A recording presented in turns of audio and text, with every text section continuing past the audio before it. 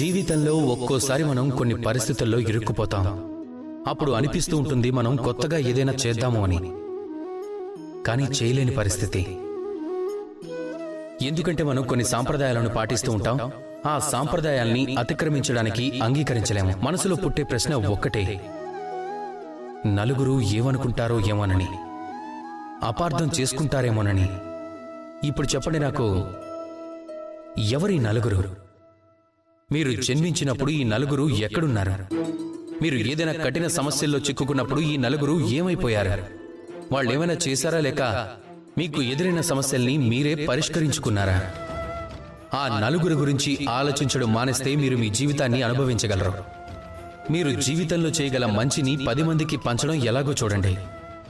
పరిస్థితి ఎదురు తిరిగితే పోరాడండి, అంతేగాని నలుగురు గురించి ఆలోచిస్తూ కూర్చోకండి.